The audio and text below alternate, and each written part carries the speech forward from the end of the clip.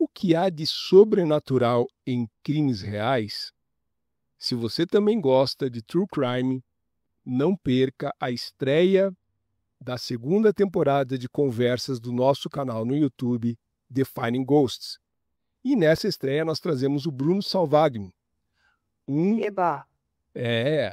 um dos responsáveis pela produção da série Investigação Criminal. E neste caso específico nós vamos comentar sobre a nova temporada dele sobre investigação criminal paranormal com ninguém mais, ninguém menos que Daniel Pires apresentando. Então vamos às nossas crônicas sobre Relato dos Ouvintes número 51. A Mária viu um vulto maligno rondando o bebê e sonhou com a entidade pedindo pela mãe dele. Seria a maldição de um hotel assombrado a causa destes fenômenos sobrenaturais? No quarto, botava uma musiquinha, ninava a criança, botava no berço. Eu nunca vou esquecer o que aconteceu comigo, porque o quarto estava escuro, a criança no meu colo, dormiu. Quando eu botei a criança no berço, a criança começou a gritar, a criança 11 meses, gritar demais, assim. E ela tinha os olhos esbugalhados, assim, com medo. Eu liguei a lanterna do celular. Quando eu liguei a tela do celular, que eu botei em direção à criança, do meu lado, eu vi um vulto preto, baixado no berço e olhando para a criança. E aí eu, na hora, acendi a luz, abri as janelas e a criança chorava. E eu pensava assim, vou rezar. Comecei a rezar, eu creio em Deus Pai, tentava acalmar a criança dormia no meu colo. E aí eu tirava a criança mesmo com a luz acesa. E aí eu liguei pra minha terapeuta holística e ela falou pra mim que era pra eu fazer tal oração, tal coisa. E aí o único jeito dessa criança dormir era se eu botasse um colchão no chão, botasse ele no berço e eu dormisse com ele. Mas ele tinha que estar vendo que eu tava ali. Mas ele não dormia porque ele tava com sono. Ele dormia de exaustão. Ele estava rouco. Ele não tinha mais voz de tanto que essa criança gritava. E isso foi assim, foi 2 dias. E aí, uma desses dias que a criança conseguiu dormir, que eu dormi também, eu sonhei, tive um sonho, porque eu também estava exausta de tanto fazer, porque era extremamente desgastante, né? Aquela criança, assim, era muita tensão. E aí, uma dessas vezes, eu tava deitada, acabei cochilando, a criança também. E aí, eu vi um vulto, assim, no meu sonho, nas minhas costas. O vulto apareceu nas minhas costas e falou assim, cadê ela? Como é que é o nome dela? Cadê ela? E aí, no meu sonho, eu virei pro vulto. Era um vulto todo preto. Parecia que passavam umas moscas, assim, ao redor dele. Aí eu falei, ela quem? De quem tu quer saber? O nome da mãe. Qual é o nome da mãe? Aí eu falei, o nome da minha mãe? Eu não tava entendendo. Só que eu também não sentia medo. Eu não sentia medo. Eu acho que eu não sentia medo porque eu tenho muita fé, né? Eu tenho muita fé, assim. Eu sei que eu sou protegida. Eu sei que quem me protege não dorme. Enfim. Aí a mãe dessa criança estava desesperada, porque a criança não dormia sozinha, né? Não ficava sozinha no quarto, não ficava sozinha. E a mãe falou, vou te contar um negócio, vou te contar uma história. Eu não acredito que pode ser isso, mas, né, é a única explicação que eu tenho. Aí ela me contou que ela foi passar um final de semana em Washington, D.C. E ela e a irmã dela alugaram um hotel muito barato. Depois que ela fez a reserva, ela foi olhar os reviews do hotel. E ela viu lá, que tava escrito assim, eu escutei passos, risadas, a luz acendeu sozinha, tinha uma mulher rindo e eram os únicos no andar, mas a gente escutava mulheres rindo, crianças chamando e enfim. Aí ela disse pra mim que ela pensou em cancelar, só que não tinha cancelamento grátis. Ela pensou, nada vai acontecer. E aí elas foram pra esse hotel e ela dizia que ela escutava crianças chamando ela. Tipo assim, mam. E esse bebê dela não falava, porque ele já tinha 11 meses, ele não falava nada. Então ela disse assim que ela escutava, por exemplo, o pessoal arrastando mala e não tinha mala. E aí ela falou pra mim, eu não sei, Amália, o que pode ser, mas isso é a única coisa estranha que aconteceu. Putz, aí tem 2 elementos, né? Parece que tem alguma coisa ligada à malha e ao bebê, Exato. né? E aí, no relato original, a gente vê que a Malha, ela sempre foi uma criança sensitiva, que ela ouvia coisas, via coisas, mas ela fazia o que? Ela rezava para não ver, para não ouvir, para não sentir, né? E ela foi criando o quê? Uma repressão desses sentidos, mas conforme ela foi crescendo, eu acho que isso voltou a se aflorar. E aí culminou com o quê? em encontrar, e eu não acredito em acaso, nem coincidência, né? Mas eu acho que as coisas elas vão se fundindo com essa história do bebê também, que parece, né? Me parece ser algo que tinha realmente nesse hotel e que talvez tenha perseguido essa criança ou por ter alguma ligação ou porque, sei lá, tinha alguma história relacionada a ter perdido um bebê. Eu achei uma história, eu achei confusa, porque mesmo tendo essa história do hotel, para mim o que fica muito mais explícito, claro, é a Amália. São essas memórias, né, assim, que parece que da infância eram traumáticas e começam a vir à tona depois da vida adulta dela, né, que é mais uma análise psicológica do que paranormal em si, né.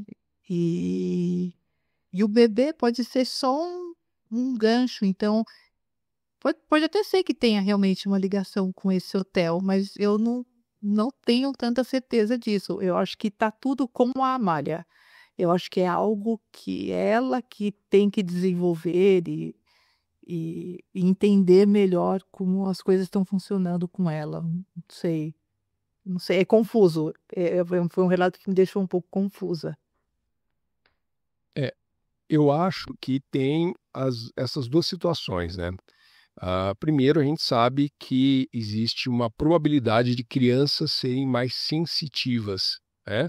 Estarem com as suas portas abertas, e essa criança no berço com 11 meses tinha a possibilidade de sentir aquela presença maligna ali e entrava em desespero. E era o fato da garota sair de perto do bebê que tudo voltava. E, ao mesmo tempo, toda essa sensibilidade da própria Amália, né? Que também me parece, pela voz e pela época não ser muito remota ao relato, que ela também, por ser nova, tinha essa sensibilidade, além daquilo que já ela carregava por conta da sua fé, enfim, até o ponto, como a Roberta falou, que no relato completo ela pede em algum momento que, em oração, que ela não tenha mais essas visões, essas experiências, né? Eu acho interessante do caso porque essas duas situações se encontram e esse encontro acaba sendo algo providencial, porque provavelmente se não fosse a Amália perceber o que estava acontecendo, a mãe não perceberia, porque a mãe não conseguiu ver nenhuma sombra e entender que era paranormal ou sobrenatural o que estava acontecendo com a criança. Foi necessário a Amália dormir e ver essa sombra e compreender que a sombra então estava procurando a mãe da criança. E aí faz-se a associação com a própria mãe de que ela com a irmã teriam ido a um hotel e presenciado assombrações, vozes, sons, e ela associou imediatamente.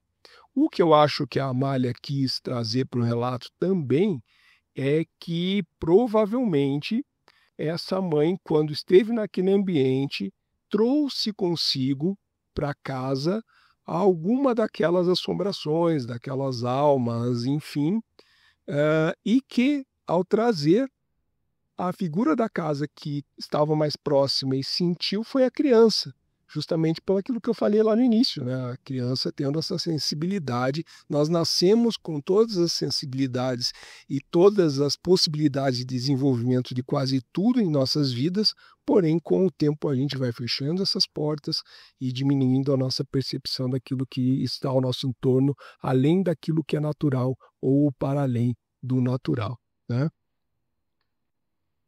Boa. Então vamos agora para a próxima. Gabriel foi vítima do apego possessivo do tio-avô falecido, com objetos movidos pelo além e até sendo arremessados. Seriam os mortos interferindo na vida? Eu tinha um tio-avô, que ele é do interior, mas ele fazia tratamento de câncer aqui em Fortaleza, fazia quimioterapia.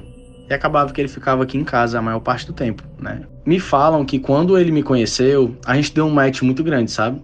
Ele brincava comigo o dia inteiro, eu era facilmente o sobrinho favorito dele, ele era facilmente o meu tio favorito, e a gente era, tipo, um vínculo de outro mundo. Mas ele tinha uma doença terminal, e com o tempo aconteceu o que tinha que acontecer, né? A doença castigou muito ele veio a falecer. E o pessoal ficou muito preocupado, porque, né, o meu tio favorito tinha vindo a falecer, e a criança de luto, né? Todo mundo tava muito angustiado com o que eu ia passar, além de estarem angustiados por conta própria, né? Porque era um parente deles.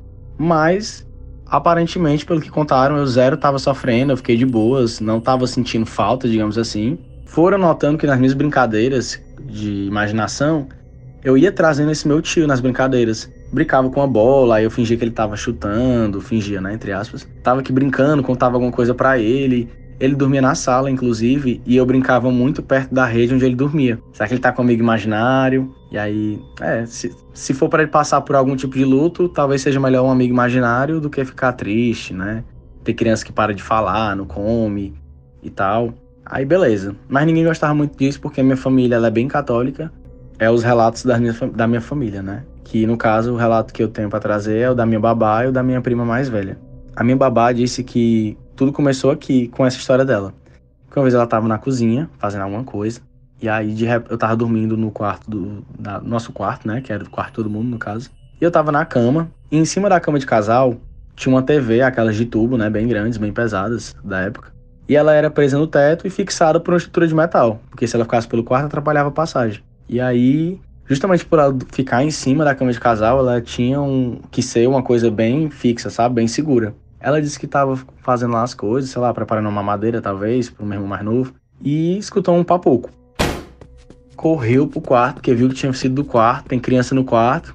E quando ela chegou, tinha a TV, né? Que era, tipo, 2 vezes o meu tamanho, sei lá, do meu tamanho, e tava do meu lado.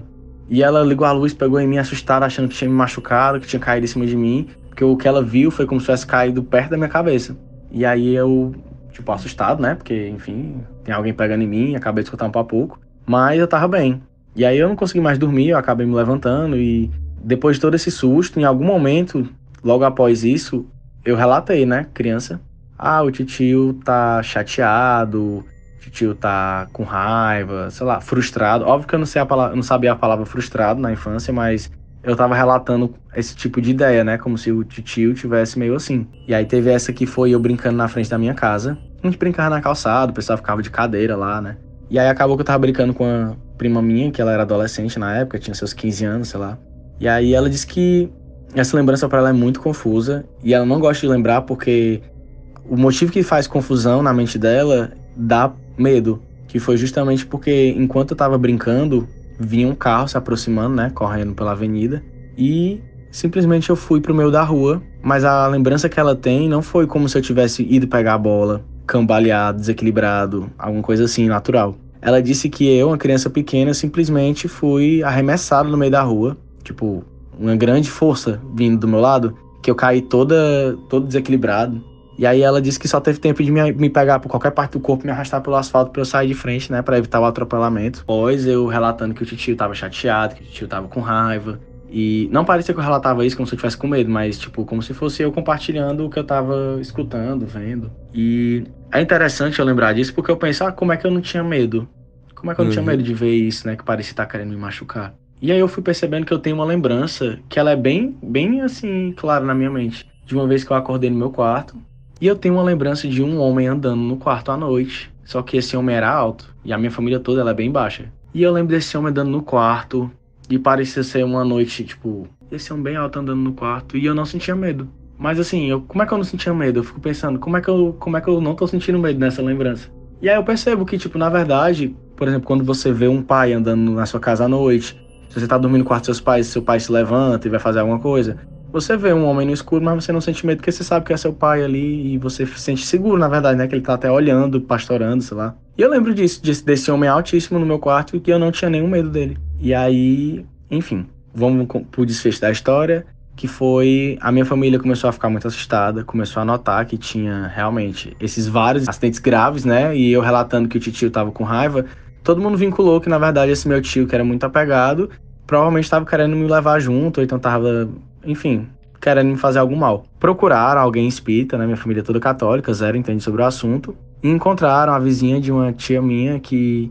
E o que foi concluído foi que esse meu tio, baseado no que ela contou, realmente estava muito apegado a mim. Foi um vínculo muito importante e esse vínculo estava fazendo com que ele não conseguisse ficar em paz e ele precisasse me levar. Precisava tentar adormecer essa sensibilidade que eu tinha com o plano espiritual. E aí, Roberto? Então, às vezes não era nem só o tio, né, assim, mas para mim é muito clássico, né, que é uma relação de obsessão, né? O tio acaba tendo uma relação obsessiva com relação ao sobrinho. O que não quer dizer que o sobrinho também não tinha essa relação de obsessão, porque eles brincavam muito, tem a coisa do luto infantil e tudo mais. E tamanha era essa força da criança também, né, que tinha até que a manifestação de objetos, né, sendo lançados e tudo mais.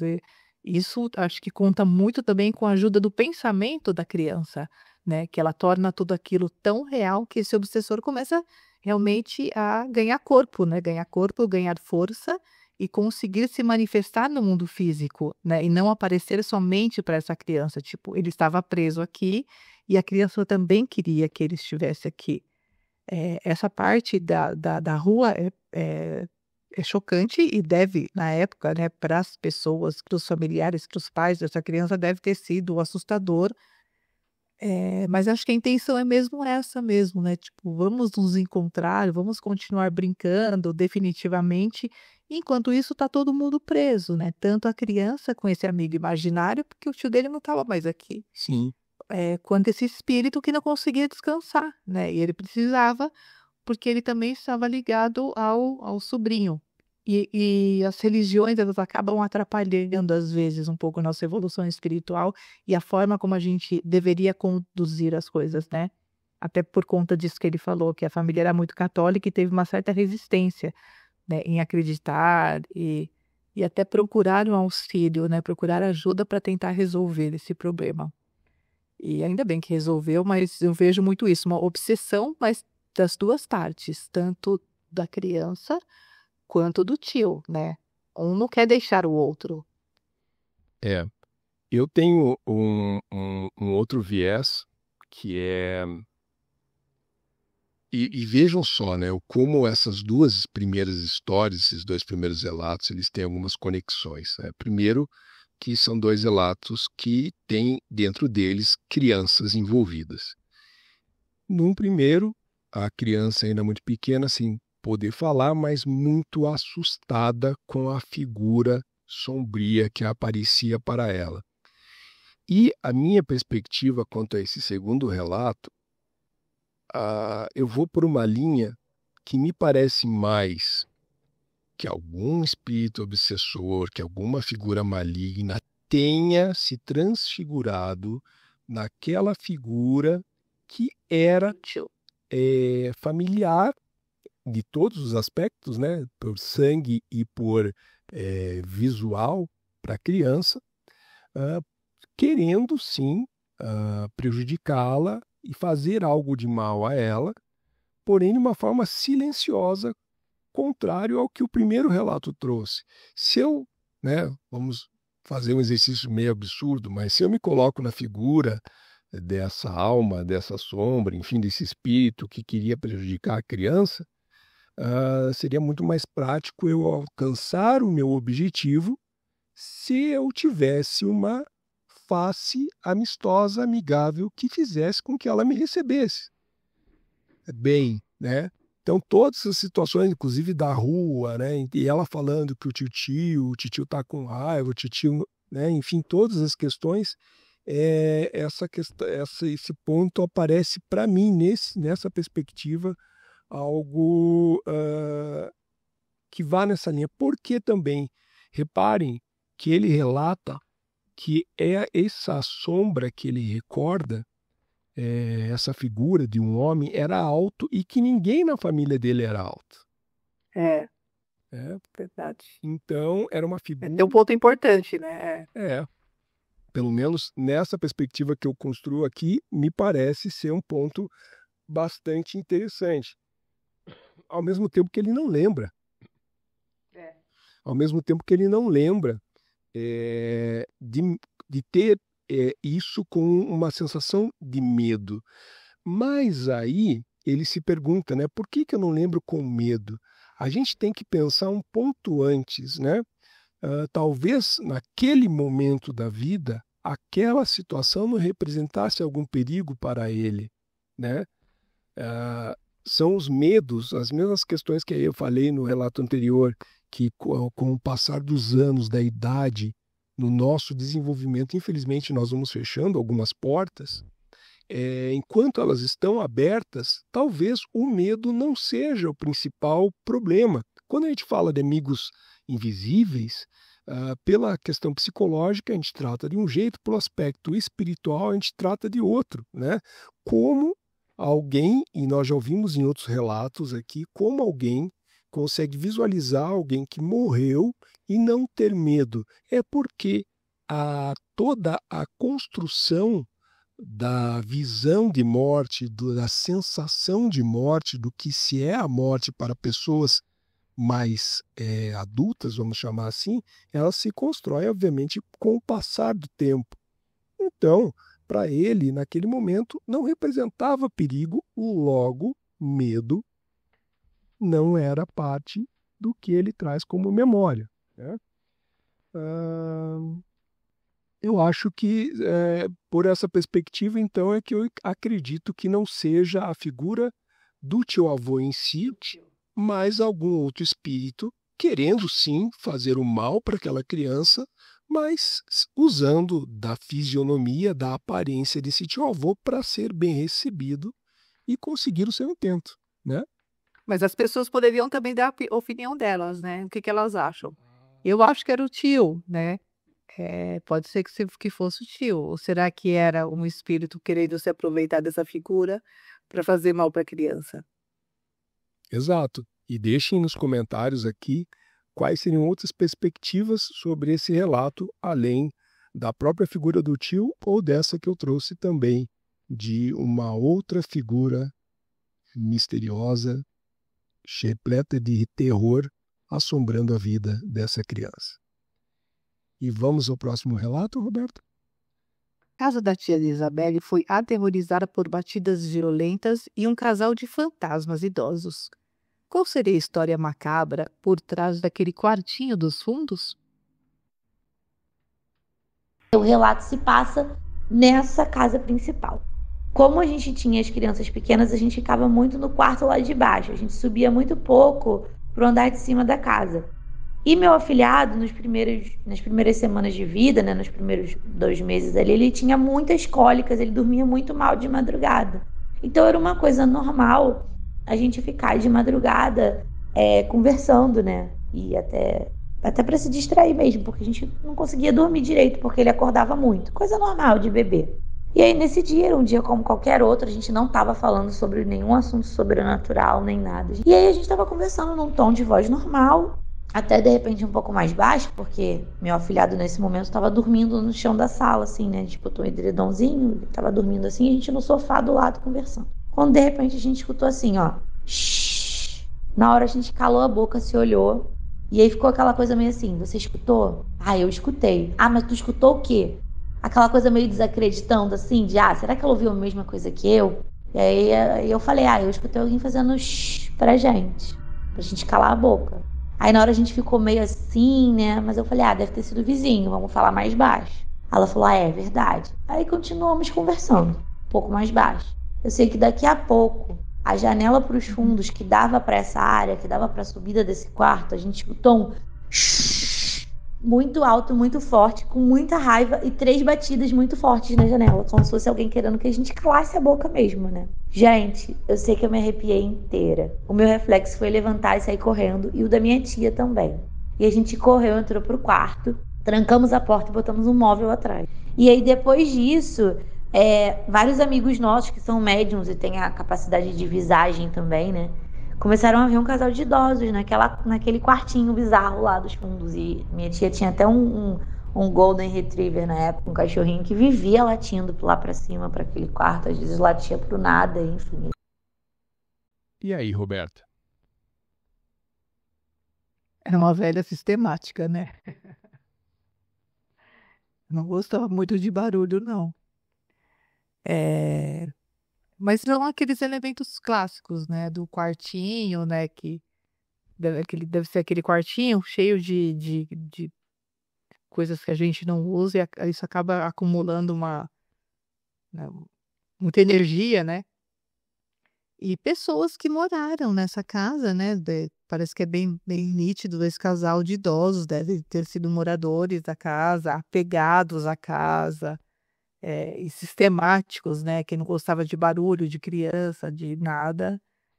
E não queria deixar ninguém em paz, né? Falar assim, cara, vocês são muito barulhentos, vocês não vão ficar aqui nessa casa. Se for ficar nessa casa aqui, vocês vão ter que ficar tudo quietinho. E aí fica todo mundo naquele estado de hipervigilância. Só consigo pensar nisso. Não me vem mais nada à mente a não ser um espírito preso dentro de um imóvel, apegado ao material, né?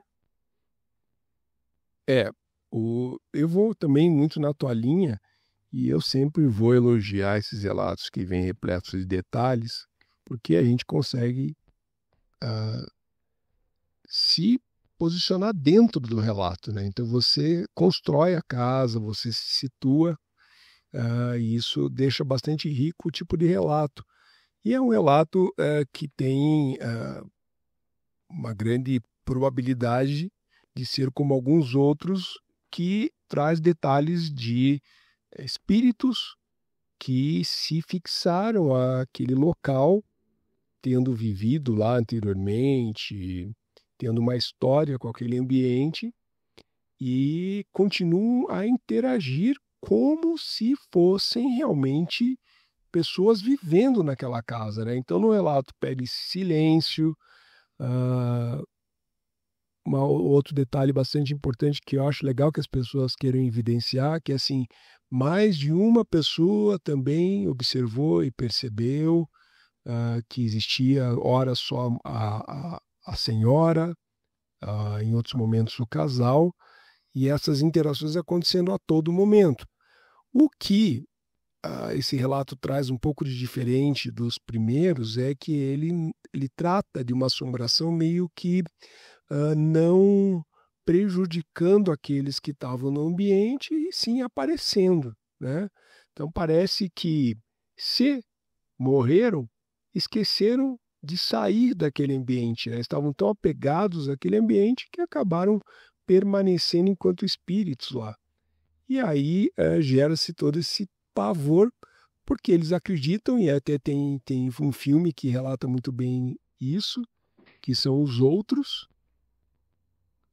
onde as pessoas ainda em espírito vivendo naquela casa, e o plot twist desse filme no final, e eu vou dar um spoiler aqui, é que eles descobrem ao final que eles eram os mortos e não eles eram assombrados por mortos, eles eram assombrados pelos vivos naquela casa e naquela circunstância.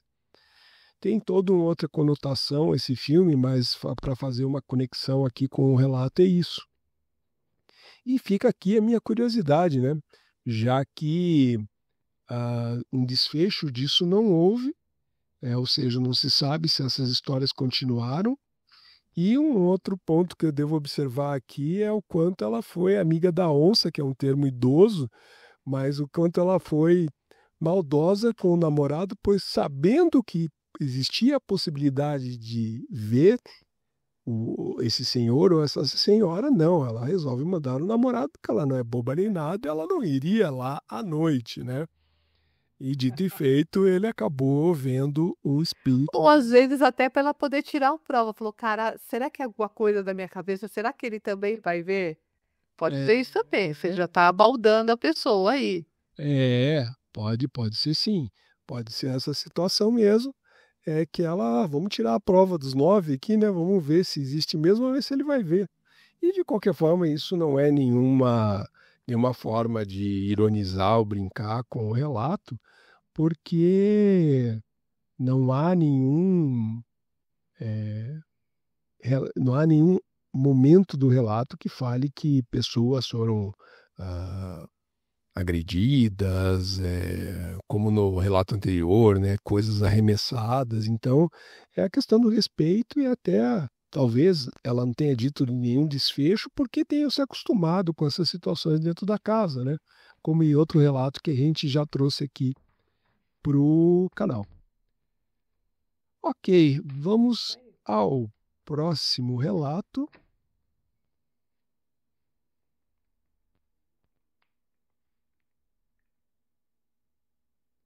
A amiga da mãe de Tiago foi possuída por um demônio com voz aterrorizante e força sobrenatural. Um ritual errado abriu as portas do inferno?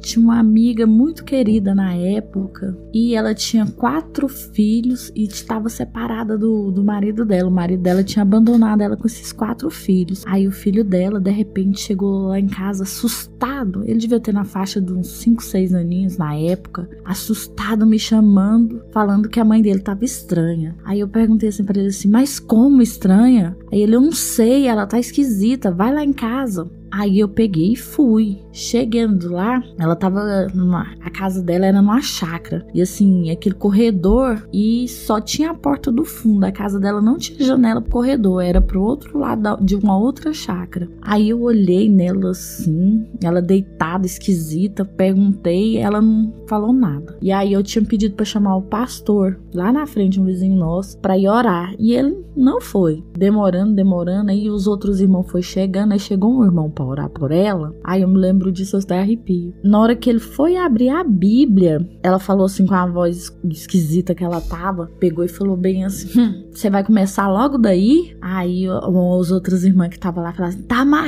amarrado. Aí ele falou, não tô vendo ninguém amarrado aqui. E ria, sabe? Aí eu peguei e falei, eu vou lá na casa do pastor chamar ele. Aí peguei e fui, sabe? Porque os irmãos já estavam lá orando. Aí, inclusive, tinha esquecido de falar. Aí um outro irmão que chegou lá pra expulsar aquele demônio, no dizer deles, né? Pegou, na hora que ele abriu a Bíblia, ela de costa, ela tava virada pra parede o tempo todinho. Pegou e falou assim, mas eu te conheço, você é dos meus. Aí os irmãos lá da igreja lá começaram a fazer oração e nada. Aí eu pensei, eu vou lá chamar o pastor. Aí ele falou assim, não, Deus já tinha mandado eu ir. Tinha mandado eu esperar, mas agora eu vou. Aí ele pegou e eu fui com ele. Aí que nem eu falei pra vocês. Na hora que eu entrei no corredor que dava acesso para a casa dela, não tinha uma janela, não tinha como saber. Lá de dentro eu escutava ela gritando meu nome e falando, você me traiu. Naquilo eu gelei, você me traiu. Quem mandou você trazer esse homem aqui? Eu não gosto dele. Aí a gente chegou na porta da casa dela, entrou, que era sala e cozinha, e fomos pro quarto que ela tava, os outros irmãos estavam lá, e esse trem na boca dela, ela virada pra parede o tempo todinho, gritava, você me traiu, eu não mandei você trazer esse homem aqui, eu não gosto dele, e ela virada pra parede. Aí o pastor falou assim, eu também não gosto de você não, cala a boca em nome de Jesus, tá repreendido. E aí ele também foi abrir a Bíblia. No que ele abriu, o trem tava nela, falou bem assim, você vai começar daí? E ele começou a orar e repreender, cala a boca em nome de Jesus. Ela tava deitada numa cama de solteira, virada pra parede. Ela colocou o pé na parede e empurrou a cama que veio parar do outro lado do quarto. Eu nunca vi uma força daquela, uma voz daquela. Esse pastor orou com ela, os outros irmãos orou, foi orando. Assim, eu não sei o tempo que demorou, mas demorou pra ela voltar em si. Quando ela voltou em si, eu perguntei pra ela assim, mas fulana, o que aconteceu? Ela falou assim, eu não sei. Eu tava fazendo a janta pros meus filhos e só ouvi uma voz falando assim, eu tô chegando. No que essa voz falou que tava chegando e ia me matar, eu não lembro de nada. nada. Aí a gente pegou e começou a conversar com ela. Aí, mas o que tá te causando isso? Aí falou assim: eu não lembro, era semana de uma festividade, eu não sei o que era de um feriado, aliás. Eu não lembro qual feriado que era, que tava chegando, e ela tava em desespero, porque ela tava desempregada com os 4 filhos dela pequenos, e assim, aconteceu isso com ela. Aí, depois, eu não sei falar, ela conversando comigo, ela me falou, aliás, que ela viu alguém, antes de acontecer isso com ela, dentro de um quarto escuro, com um monte de vela acesa, e mandando matar ela.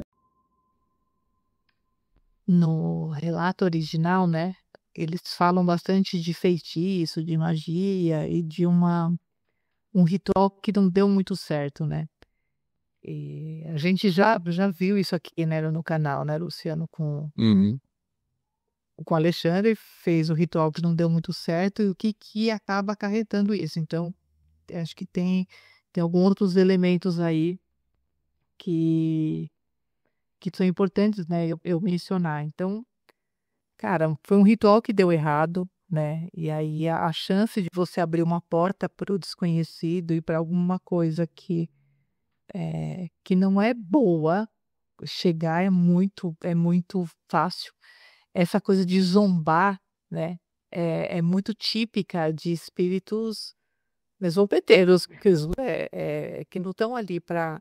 Diferente dos outros relatos, né? Que tinha um pouco a característica do acolhimento em alguns, né?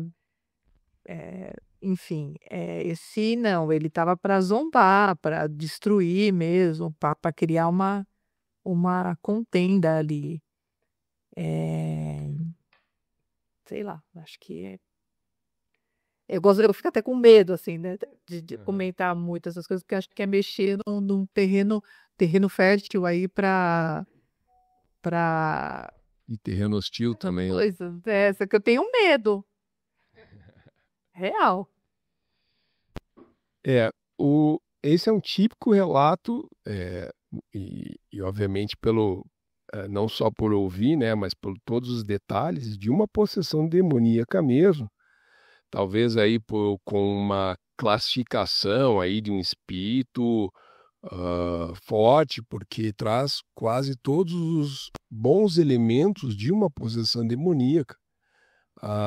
Primeiro ali pela própria alteração da voz, depois por essas questões de uma força descomunal, de saber de informações de pessoas, né? Então, como ela, se não estivesse possuída por esse demônio, saberia de detalhes da vida dos demais, teria noção e conhecimento de quem estava se aproximando, de quem era, né, dizendo que tinha traído e tudo mais, e toda essa manipulação do espírito que faz com que aqueles que estejam no ambiente e sejam fracos caiam, né, naquela armadilha do demônio, onde ele joga a todo tempo para que a pessoa perca a concentração, perca a sua fé e não consiga fazer com que o exorcismo aconteça, né? Então, seja em relatos que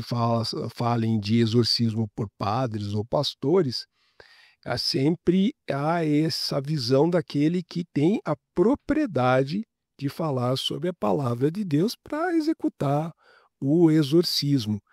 E tem toda essa questão que ela conseguiu ver também que houve sim um ritual, e eu olho por uma outra perspectiva de que provavelmente essa pessoa que se separou dela, que realizou ali um ritual, um trabalho, como quer que vocês queiram chamar, para prejudicar ela, e essa possessão acabou acontecendo e esse espírito seria o responsável por acabar com a vida dessa mulher, né? Mas que bom que o relato traz que o exorcismo ocorreu, o pastor chegou a tempo para poder terminar com essa situação. Eu gostaria até de ter a noção de quanto tempo tudo isso durou, entre essa primeira percepção da criança ter corrido para pedir apoio até o pastor chegar e todas essas interações ocorrerem. Eu acredito sim na fé, eu não preciso de nomes para que eu imagine que seja por qualquer líder de uma religião possa sim executar o que foi feito ali para exorcizar, e que deve ser, o presencial disso deve ser aterrorizante. Você se imaginar num ambiente desse, como a gente se coloca aqui para todos os outros relatos que vêm muito bem detalhados, eu fico imaginando o pavor de estar nesse ambiente, e ver toda essa transfiguração, essa força descomunal, a energia densa que devia estar nesse ambiente, enfim, é típico de um exorcismo mesmo. E eu gostei demais. Eu acho que esse relato dos ouvintes deve ter sido desenhado à mão pelos Zoucas, pela ordem como esses relatos foram postos, né? Até chegar e culminar num relato de possessão demoníaca mesmo. Vejam, né? A gente tem nos outros relatos, muitas vezes, a manifestação através, talvez, de alguma sensibilidade de pessoas, de crianças, né? Nesse caso aqui, não. Independe ou não teve nenhuma consideração feita pela pessoas terem sentido a presença, não, ela se fez fisicamente e para mais pessoas também. Então é um relato que até no original tem no final a participação do pastor que fez esse exorcismo. Ele conta de uma forma um pouco mais sucinta, mais resumida, da mesma forma que ela relatou. Então foi bem, bem impactante também. E atrás é o relato dos ouvintes número 51, e lá tem essa participação do próprio pastor, trazendo a veracidade desse relato. Bom, meus queridos, temos medo, né? Temos medo. Então, Roberta, o que você tem aí de últimas palavras a dizer? Bom, que a curadoria dos Zoucas é incontestável, a qualidade da curadoria dele, porque ele consegue criar um storytelling, né, de histórias com histórias diferentes, de diferentes lugares. Ele vai criando uma narrativa para que as histórias se conectem e tenham um fechamento, independente do que eu diga, independente do que eu fale, as histórias falam por si só, somente com essa sequência que ele geniosamente, não, assim, de forma genial, consegue fazer.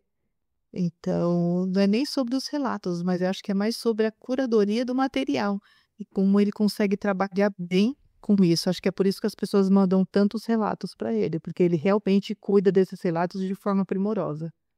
Verdade. E se vocês gostaram desse Crônicas do Além, curtam, compartilhem esse conteúdo aqui do Spotify, bem como nos acompanhem no YouTube.